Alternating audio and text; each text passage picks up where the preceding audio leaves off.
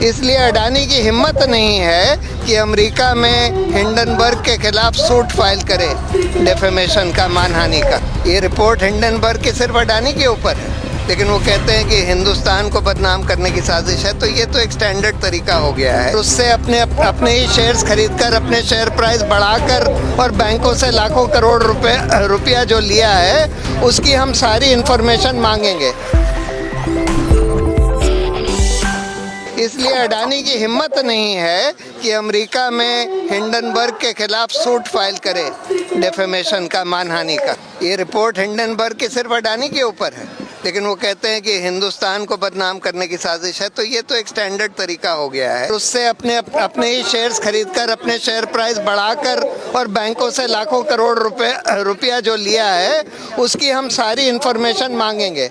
और अमेरिका में हर कोर्ट जो है इस तरह की इंफॉर्मेशन देने के लिए अडानी को मजबूर करेगा।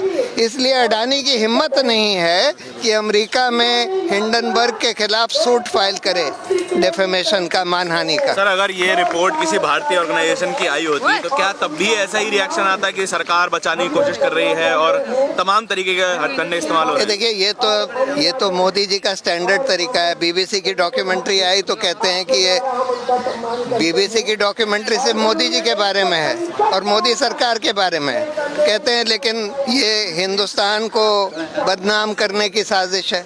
उसी तरह से अडानी ने बोला ये रिपोर्ट हिंडनबर्ग की सिर्फ अडानी के ऊपर है, लेकिन वो कहते हैं कि हिंदुस्तान को बदनाम करने की साजिश है। तो ये तो एक स्टैंडर्ड तरीका हो गया है।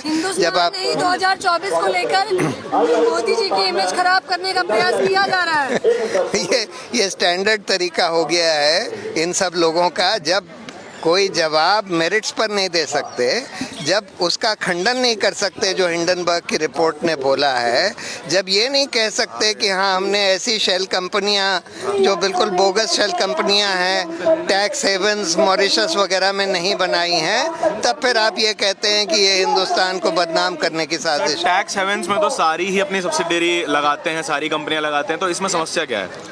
ये समस्या तो ये है कि उसमें कोई पारदर्शिता नहीं होती ना, छुपाते हैं और छुपाकर इन्होंने अडानी और अडानी के फैमिली के लोगों ने वहाँ कंपनियाँ खोलकर और उन कंपनियों से अपने शेयर्स के प्राइस मैनिपुलेट करते हैं।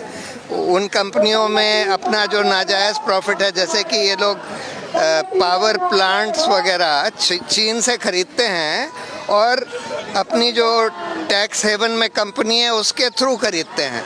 तो चीन से जो 10 रुपये का इक्विपमेंट खरीदा वो 40 रुपये का दिखाते हैं, क्योंकि 10 रुपये का तो उनकी मॉरिशस की कंपनी खरीदती है और फिर वो अडानी की यहाँ की कंपनी को 40 रुपये का बेचती है और वो 30 रुपये इस देश के नागरिकों से लूटा जा रहा है। तो इस तरह तरह से मैनिपुलेशन और फ्रॉड से लाखों करोड़ की लूट करी गई। सर, मार्केट फॉल बताया जा रहा है कि प्रेडिक्टेबल है आने वाले 5 से 6 महीने में कि 60% तक मार्केट फॉल हो सकता है।